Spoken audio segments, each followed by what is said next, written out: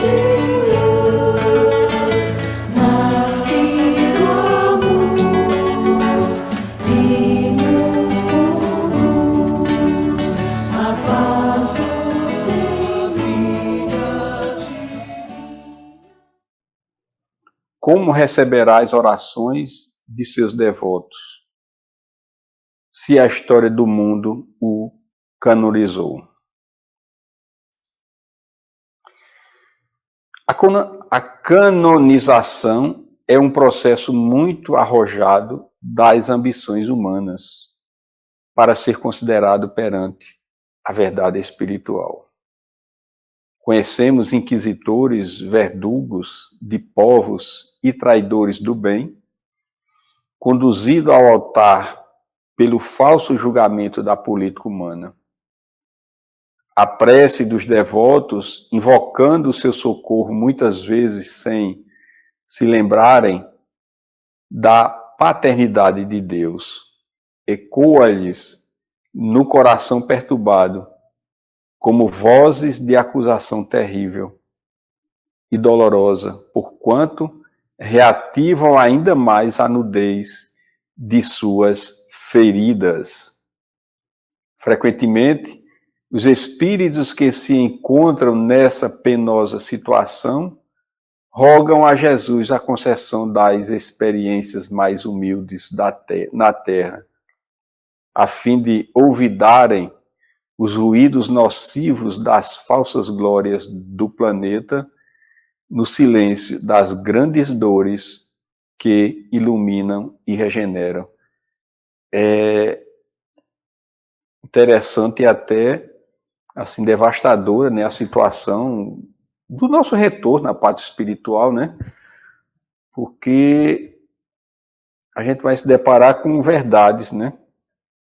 E uma situação de um espírito como esse, a gente também pode ter sido inquisidores em outras existências e rogamos, né, Gimeiro, essas existências para a gente justamente esquecer essas situações, pelo menos momentaneamente, e aprender, né, na luta da vida, se melhorando, evoluindo, não é isso?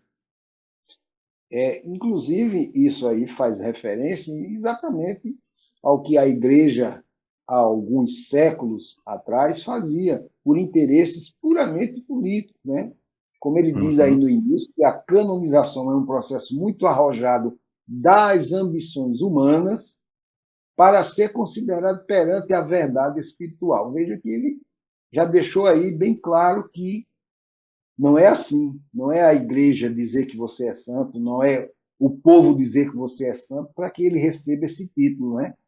Porque perante o mundo espiritual o olhar é outro, né? E ele diz aqui, ó, conhecemos inquisidores, verdugos de povos e traidores do bem que foram conduzidos ao altar pelo falso julgamento da política humana. Então, muitos santos que estão por aí, talvez já reencarnaram diversas vezes, obviamente, porque até vejam aqui no final que ele diz que eles clamam para reencarnar logo para evitar o burburinho e o ruído das orações, das preces que são dirigidas a eles, quando eles, na verdade, não têm o título nem poder para ajudar aqueles que os intitulam de santos. Não é? E isso é muito triste, porque existem muitos casos que nós não podemos afirmar aqui, mas que sabemos que a história não é bem aquela que o levou àquele posto. Mas as pessoas acreditam, as pessoas creem, né? E existe essa fé popular, essa crendice popular. Aí nós temos muitos exemplos, nós temos que não fizeram mal, mas as pessoas já endeusam, como um Frei Damião, né? Como um Padre Cícero do Juazeiro, como uma Irmã Dulce. São criaturas que aqui estiveram, fizeram bem e as pessoas já cercam, já, né?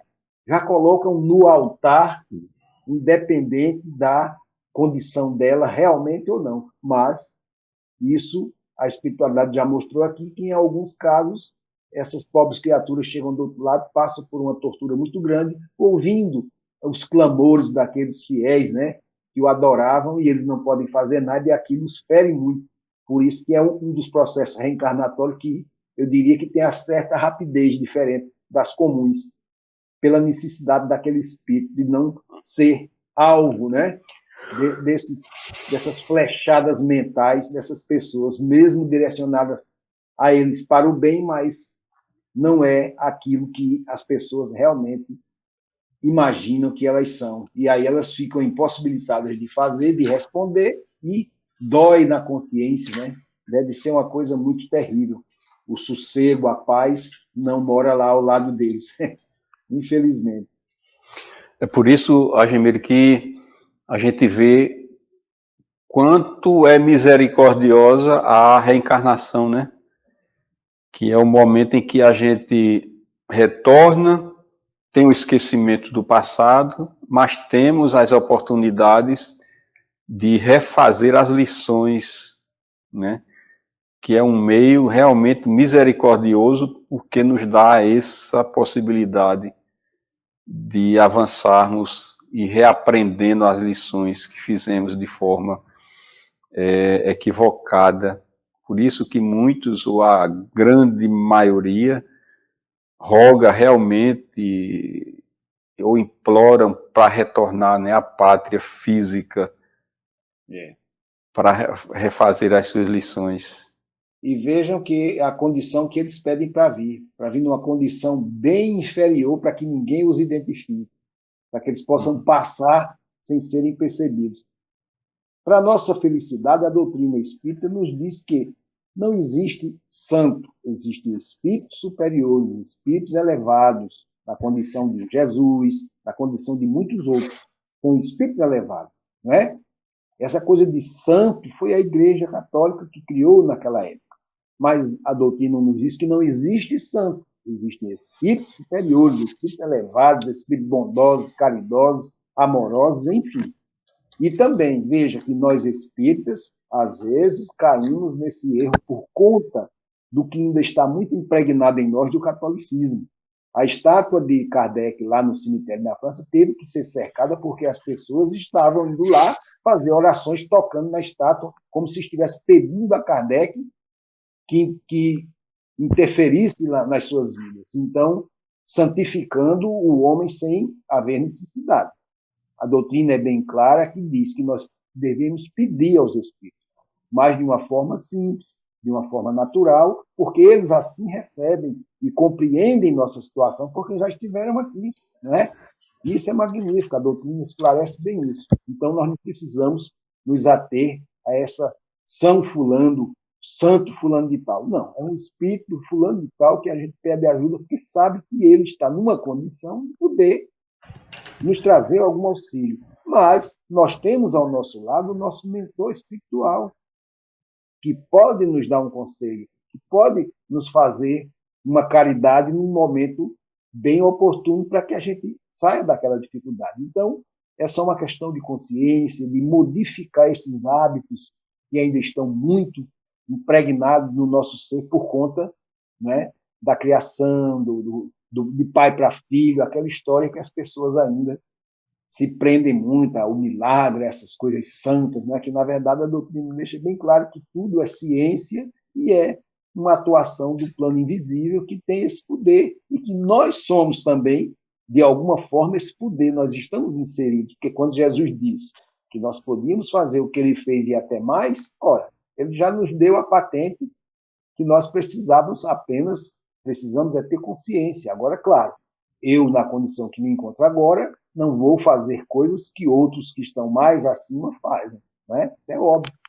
E essa obediência no plano espiritual é magnífica, porque lá eu não presto continência, lá eu não tomo a bênção, lá eu respeito pela luminosidade daquele que está diante de mim. Eu identifico pelo seu poder luminoso. Já sei que ele está acima de mim e merece o meu respeito. Isso é maravilhoso. A doutrina é consoladora por isso, porque nos dá outra visão do mundo, não só neste mundo, mas principalmente fora deste mundo. Então, enquanto espíritos encarnados, nós estamos aqui estudando isto, que lá nós já passamos uma vista, apenas estamos aqui rememorizando para que a gente saia daqui numa condição bem melhor para quando lá estivermos, olharmos de lá para cá com este olhar consciente